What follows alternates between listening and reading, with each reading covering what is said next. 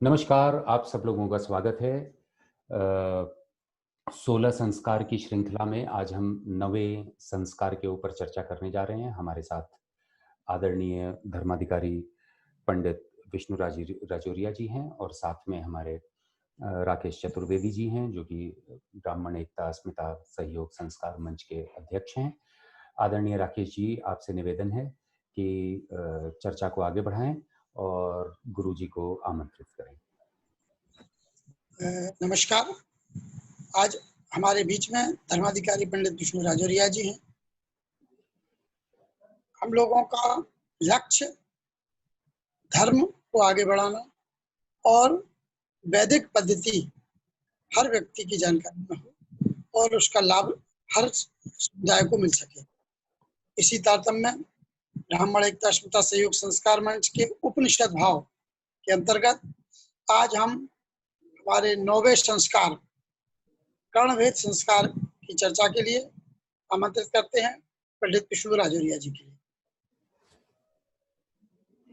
नमस्कार बंधुओं, और रितेश जी और राकेश जी, आपको भी नमस्कार। कि आप समाज के हित में सनातन धर्मावलंबन जो अभियान आपने छेड़ा है, उसके तारतम्य में आज कर्णवेदन संस्कार के विषय में हम चर्चा करेंगे। ये 9वां संस्कार है, मतलब मुंडन संस्कार के बाद में कर्णवेद संस्कार होना चाहिए। इसके बाद ही विद्यारंभ संस्कार होता है। तो कर्णवेद संस्कार सामान्यतः प्रथम मास में, तृतीय में या पंचम मास में हो जाना चाहिए। 5 मास तक, प्रथम वर्ष में, तृतीय वर्ष में या पंचम वर्ष में होना चाहिए। मैं उसको मास कह गया था, क्षमा चाहूंगा। तो कर्णवेद संस्कार का कारण और उसके द्वारा होने वाले प्रभाव, इन पर विशेष ध्यान केंद्रित करेंगे। पहले हम उसकी विधि पर चर्चा कर लेते हैं। तो जिस प्रकार से अभी तक के जितने संस्कार हुए हैं, पिछला संस्कार था मुंडन संस्कार, जिसको चौल संस्कार या चूड़ा कर्म कहते हैं। तो अब बालक के मस्तक के नए बाल आ जाएंगे और उसकी ऊर्जा में वृद्धि होगी, मन मस्तिष्क की ऊर्जा में वृद्धि होगी। उसके उपरांत कर्णवेद। देखिए, कर्णवेद की परंपरा बड़ी प्राचीन है और पुत्र और पुत्री दोनों का ही कर्णवेद संस्कार परम आवश्यक भी है। इसकी विधि इस प्रकार है कि जिस तरह से मैंने पहले कहा था कि स्वस्ति पुण्याह वाचन पंचांग पूजन पूरा करके विधिवत फिर इस कार्य का शुभारंभ किया जाता है। और स्वर्ण, चांदी अथवा एक सेही या शाही करके एक जानवर होता है जंगली, जिसके उसमें कांटे होते हैं शरीर में। उस सीख से वो जो सुनारों के पास उपलब्ध रहती है वो रखते हैं, उसका एक कान छेदने के लिए उसका अग्रभाग, उससे बड़ी आसानी से कान का छेदन हो जाता है, नाक का छेदन हो जाता है और एक बूंद भी रक्त नहीं निकलता है। और कर्ण छेदन यदि बालक है तो सबसे पहले उसके दाहिने कान का छेदन किया जाएगा, और यदि पुत्री है, बालिका है, तो बाएं कान का प्रथम उसका छेदन होना चाहिए। कर्ण छेदन क्यों आवश्यक है? कर्ण छेदन इसलिए आवश्यक है कि कर्ण वेद से या कान के छेदने से मन मस्तिष्क में एक नई ऊर्जा का संचार होता है। जिसकी आवश्यकता उस बालक को या बालिका को अब है कि उसका मन मस्तिष्क पूरा खुल जाए और उसमें ऊर्जा का संचार हो और उसकी मेधा शक्ति जागृत हो जाए। तो कर्ण वेद से मेधा शक्ति जागृत हो जाती है। दूसरा, वात पित्त कफ 3 प्रकार की प्रकृतियां होती हैं हमारे शरीर में। तो जो जितने भी कफ प्रकृति के रोग हैं, कफजन्य, उन सब रोगों पर विराम लग जाता है। अगर कर्णवेद संस्कार सही ढंग से सही समय पर किया गया है तो उस व्यक्ति को जीवन पर्यंत कभी श्वास रोग या कफ जनित रोग नहीं होगा। कफ जनित रोग श्वास रोग होता है और कभी टीबी तक पहुंच जाता है, क्षय रोग तक पहुंच जाता है। तो इस प्रकार का कोई भी रोग उसके जीवन पर्यंत उसको नहीं होगा। आध्यात्मिक कारण एक है, ये तो शारीरिक था। आध्यात्मिक पक्ष ये है कि उसको जो छाया ग्रह हैं, राहु और केतु, छाया ग्रह के प्रकोप से भी उसको जीवन पर्यंत के लिए मुक्ति हो जाएगी। उनकी दशाएं अंतरदशाएं उसके लिए कोई बहुत अशुभ फल नहीं दे पाएंगी। कारण उसका क्या है कि कान के छिद्र में से सूर्य के किरणों का प्रवेश हो जाएगा। तो ये जो कान के जो नस में जो छेद हो जाता है नीचे, उससे मेधा शक्ति का विकास होता है और उससे सूर्य का प्रकाश आर पार होने लगता है। तो राहु और केतु के ग्रहों की, छाया ग्रहों की अनिष्ट की संभावनाएं समाप्त हो जाती हैं। इसका मूल कारण है। दूसरा, उसके माता पिता को पितृ ऋण से मुक्ति मिलती है। जो प्रत्येक मनुष्य जब जन्म लेता है तो उसके ऊपर 3 प्रकार के ऋण होते हैं, देव ऋण, ऋषि ऋण और पितृ ऋण। तो पितृ ऋण से मुक्त होने के लिए संस्कार की परंपरा परम आवश्यक है। उसमें से कर्ण छेदन भी है। तो कर्ण वेद संस्कार अपनी संतान का कराने से पितृ ऋण से भी मुक्ति मिलती है। अच्छा, उस बालक की जब मन मस्तिष्क में तेजस्विता बढ़ती है तो उसकी आंखों की रोशनी बढ़ती है। आंखों में और मन मस्तिष्क में और कर्ण श्रवण शक्ति में, सब में वृद्धि होती है, जो कि अनुपातिक रूप से होनी आवश्यक है। वो उसको पूर्ण रूप से प्राप्त होती है। ये इसके मुख्य रूप से लाभ है। अच्छा, बालिका की नाक का भी छेदन परम आवश्यक होता है। बालिका की नाक का छेदन करने से आपने देखा होगा, जिन बालिकाओं की या जिन महिलाएं नाक में कोई आभूषण धारण करती हैं, सामान्य तौर पर उनको कफ जनित रोग नहीं होते।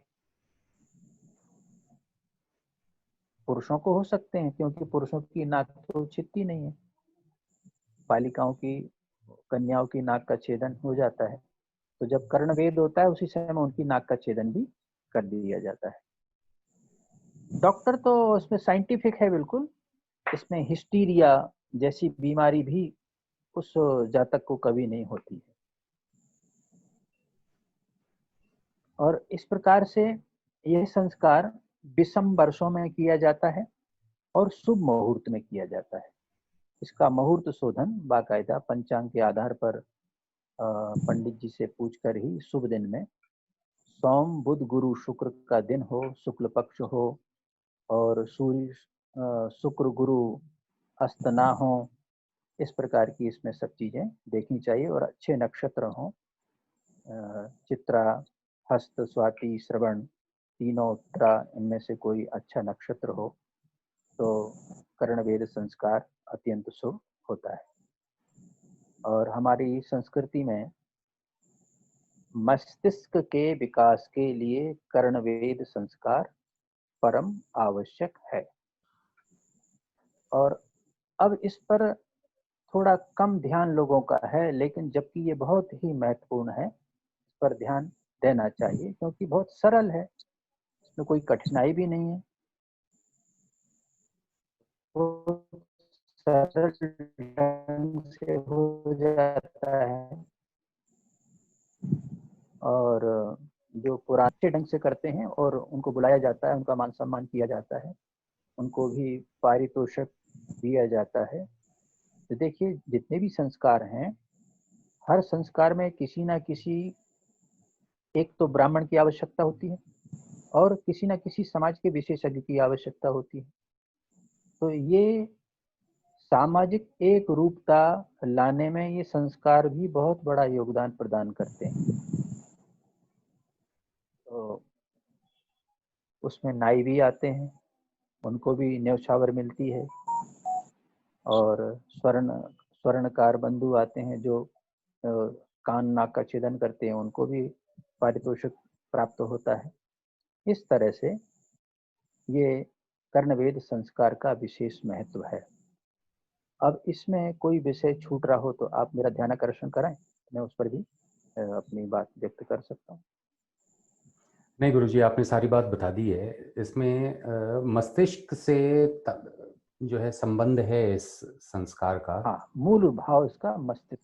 हाँ, और शायद इसीलिए इसका अगला जो संस्कार होता है वो उपनयन संस्कार होता है, जो कि मस्तिष्क को ट्रेन करने की शुरुआत, एक तरीके से कहें कि हाँ बिल्कुल। शुरुआत। हाँ, कर्णवेद संस्कार हो जाने के बाद में जब उपनयन संस्कार होगा, उपनयन संस्कार होने के बाद फिर उसकी जो दैनिक शौचादि क्रियाएं होती हैं उस बालक की, तो वो कान पर जनेऊ लपेटने का क्रम उसका प्रारंभ हो जाता है। तो कान का हमारे मस्तिष्क से बहुत गहरा संबंध है और मन मस्तिष्क के सभी केंद्र पूरी तरह से संचरण करें, अच्छे ढंग से कार्य करें और मस्तिष्क की ऊर्जा बिल्कुल परफेक्ट रहे और उसकी सर्वणेंद्रियां, कर्णेंद्री, चक्षु, मस्तिष्क, ये सब और श्वसन तंत्र, ये जब बिल्कुल परफेक्ट होता है तो मन मस्तिष्क व्यक्ति का पूर्ण ऊर्जावान होता है और अपनी पूरी आभा और उसका ओज, उसके तेज उसके चेहरे पर विद्यमान हो जाता है, उसके लावण्य को भी स्वरूप प्रदान करता है। इसमें एक बिंदु छूट गया था कि उस लावण्यमय स्वरूप,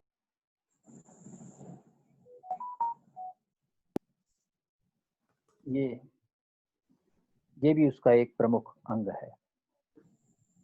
तो मन मस्तिष्क की ऊर्जा के लिए कर्णवेद संस्कार का कराना परम आवश्यक है। जी, अच्छा। अब आप कुछ, राहु और केतु, क्या ये हमेशा दुष्परिणाम ही देते हैं या ये कभी अच्छा परिणाम भी देते हैं? नहीं, सुपरिणाम भी देते हैं। ऐसा नहीं है कि राहु और केतु हमेशा दुष्परिणाम देते हैं। देखिए, कहीं कहीं तो कहा गया है कि केतु जैसे मोक्षदायिनी भी होते हैं। जन्मांग चक्र में 12 भाव होते हैं, तीसरा भाव, छठा भाव और 11वां भाव। इनमें यदि किसी भाव में, इनको त्रिखडाए बोलते हैं, राहु केतु की उपस्थिति होगी तो समझ लीजिए अगर छठे भाव में राहु या केतु कोई भी है तो वो व्यक्ति अजात शत्रु बन जाता है, उसका कोई शत्रु ही नहीं होता। और यदि कोई शत्रुता करता भी है तो पराजित हो जाता है, इसलिए प्रायः उससे कोई शत्रु का भाव नहीं रखता है।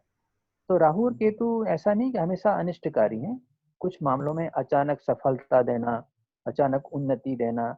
पहले विदेश जाना एक अच्छा भाव नहीं माना जाता था हमारे बहुत ज्योतिष अच्छा। शास्त्र के अनुसार, लेकिन आजकल विदेश जाना एक उन्नति का कारक बन गया है। कोविड ये से भी पहले। राहु केतु के, हाँ, राहु और केतु की स्थिति कुंडली में जब होती है तो उसके कारण ही विदेशों से उसका संबंध होता है, विदेश से व्यापार होता है, विदेश में आना जाना होता है। इसको अब सकारात्मक माना जाता है। तो ये राहु केतु के फल है। राजनीति में उच्च पद प्रतिष्ठा, शिखर पर ले जाना, ये भी राहु केतु करते हैं। तो राहु मेरे केतु तो ऐसा नहीं कि पांचवें भाव सभी में कुछ राहु हमेशा और गलती करते। मेरे 5वें में राहु और 11वें में केतु है। हाँ, पांचवें भाव में राहु है तो अपने ज्ञान के कारण विदेश से व्यापक संबंध जोड़ता है, विदेश की यात्रा कराता है, विदेश से संबंधित कार्यों को संपादन कराता है ये राहु का, क्योंकि ज्ञान के भाव में राहु बैठा है ना। तो ऐसे व्यक्ति बहुमुखी होते हैं और कहते हैं कि जो विषय उन्हें पढ़े हैं उससे हट के अन्य विषयों का चयन करके और उसमें अपने करियर में स्थापित हो जाते हैं। जैसे कोई सिविल इंजीनियर हो और जाके वो पता पड़ा कि MBA करके और प्रबंधन में चला जाता है और फाइनेंस में काम करने लगता है, या इस तरह की स्थितियां हो जाती फाइनेंस में हो और ज्योतिष पढ़ने लग जाए। हाँ तो चलिए, बहुत ही अच्छा। हाँ बिल्कुल, राहु केतु के ऊपर गूढ़ तो हम गूढ़ आज रह अलग से गूढ़ उनका रहस्यों को जानने लगता है। बिल्कुल बिल्कुल। हाँ, इनकी अपन ग्रहों की चर्चा करेंगे, सारे नौ ग्रहों की अलग से चर्चा करेंगे। मेरी व्यक्तिगत इच्छा तो मतलब संस्कारों के ऊपर चर्चा तो अनिवार्य है, पर मेरी व्यक्तिगत इच्छा बहुत है कि आपसे जो है हाँ ज्योतिष और ज्योतिष गणित और भाव भावेश कारक चर कारक और अचर कारक स्थिर कारक हाँ, इन इनके पर ऊपर अपन चर्चा हो तो निरंतर बहुत ही चर्चा आनंदित हो। प्रारंभ करें। बिल्कुल। तो खैर मेरी तरफ से इतना ही। राकेश जी भाई बिल्कुल साहब, बिल्कुल। आप अपनी टिप्पणी और कंक्लूजन की ओर ले चलें प्लीज, टाइम हमारे पास कम है। हमारे धर्माधिकारी जी ने आज बहुत ही रोचक चर्चा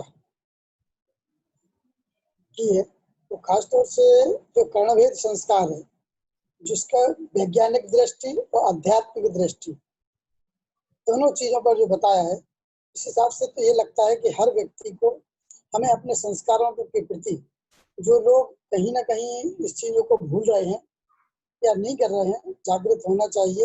यदि व्यक्ति को आगे बढ़ना है, समाज को आगे ले जाना है, तो निश्चित बात है कि उसे अपने 16 संस्कार जो हैं, पूरे संस्कारों का ज्ञान होना चाहिए और अपने परिवार में जो नया जातक आ रहा है उसके लिए पूरे संस्कार विधिवत करवाने चाहिए। मेरा तो ऐसा ही मानना है सभी का। और एक चीज और सभी लोगों को, मैंने पिछली बार भी बोला कि इस YouTube चैनल के माध्यम से जो हमारा उपनिषद भाव है, जो लोग देख रहे हैं इसको सब्सक्राइब करें और YouTube चैनल के माध्यम से मैं चाहूंगा कि इसका प्रचार प्रसार अधिक से अधिक हो, जिससे कि अधिक से अधिक लोग इससे लाभान्वित हो सकें। बहुत बहुत धन्यवाद धर्माधिकारी पंडित विष्णु राजौरिया जी और हमारे शोध प्रमुख पंडित रितेश शुक्ला जी, जो कि निरंतर शोध करते हुए तो चाहते हैं कि हर व्यक्ति अध्यात्म की ओर बढ़े। तो उनका जो उद्देश्य है, मैं चाहूंगा कि उपनिषद भाव के द्वारा पूर्ण हो। बहुत बहुत धन्यवाद। नमस्कार। नमस्कार। नमस्कार जी।